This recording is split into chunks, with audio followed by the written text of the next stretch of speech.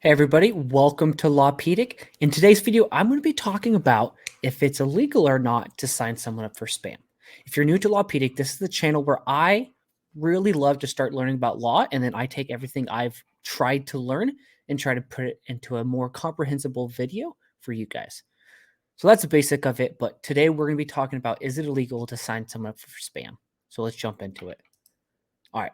So there's no federal law in place explicitly addressing spamming. I really couldn't find anything uh, more so that you shouldn't do it. But I know some states have some simple laws, like California and Massachusetts, where it is illegal to use a bot or script to sign someone up for spam without their consent. Additionally, many jurisdictions have anti-spamming laws that prohibit the sending of unsolicited commercial messages via email and other forms of communication. So that doesn't really address the person signing someone up for spam, but you just shouldn't do it. So there's no federal law. I couldn't find anything that said it was illegal, but I didn't dive into all the jurisdictions and I couldn't find all the jurisdictions. So if you guys know something different, or if you're a lawyer and you're like, actually, that is illegal in these 28 places, comment that below. I would love to update that in the video. So let's move on. So, what is spam and why could it be illegal? Well, spam is when you get something sent to your email that you're like, I didn't sign up for this, nor do I want this. Sometimes they send in bulk. So, like, my wife and I signed up for this credit card, and we got a whole lot of extra emails that we did not sign up for, or was in their terms and conditions that we did not read through. That is basically spam, getting stuff that you don't want. And that's why it's a troublesome if someone's signing it up for you. An example of this would be the Sarah example. So, say your friend, you just want to mess with them and you sign her up for a cruise. Well, she didn't want to go on the cruise and she didn't want to get any messages about the cruise.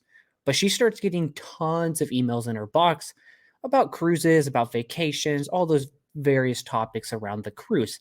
She did not want these. Now she's upset and she's saying, hey, I don't want these anymore. And you can't really go and delete them for her just because you can't unsubscribe. She would have to do that.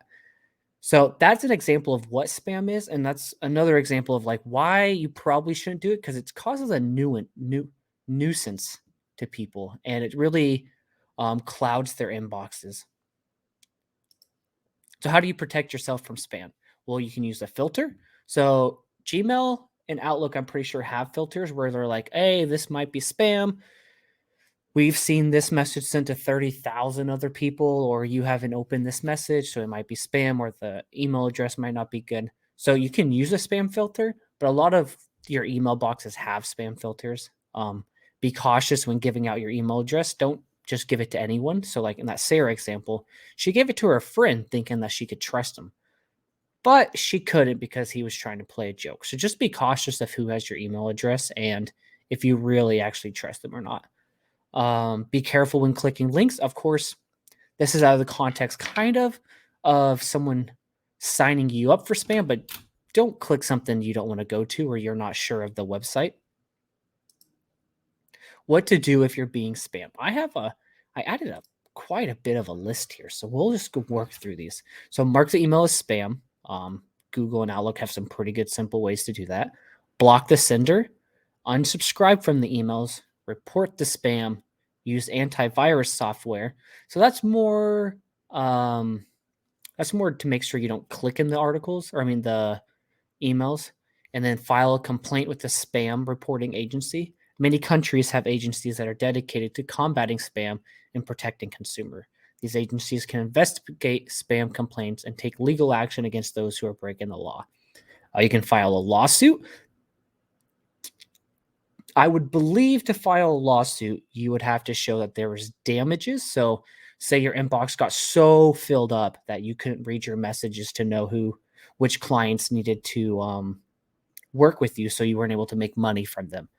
That would be an example. Like I said, you'd want to speak to a lawyer because I could assume that could be rather difficult. But like I said, the next step, contact a lawyer. If you were seeing a large amount of spam and we are not sure how to stop it, you may want to consider contacting a lawyer who specializes in internet law.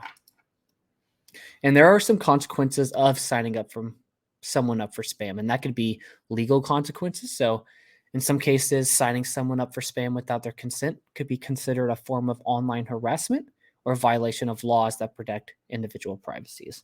You can have reputational consequences. So if you're signing someone up for spam, they're not going to. Oh, I skipped it. They're not going to trust you anymore, and trust is a hard thing to gain back, even if you go to jail. Trust is a difficult thing to gain back. So you just want to keep that in mind, that your actions have consequences more than just the law. Technical consequences of the person being signed up, their inboxes could be flooded and they could be very hard to find some important messages and then actually go through that email box. And in conclusion, whether you are concerned about spam emails or have been targeted by spammers yourself, it's important to understand your rights and take steps to safeguard your privacy and security. By being vigilant about sharing your personal information online and reporting any spam messages you may receive, you can help protect yourself from this form of online harassment and avoid serious consequences that come up with signing up for someone for spam.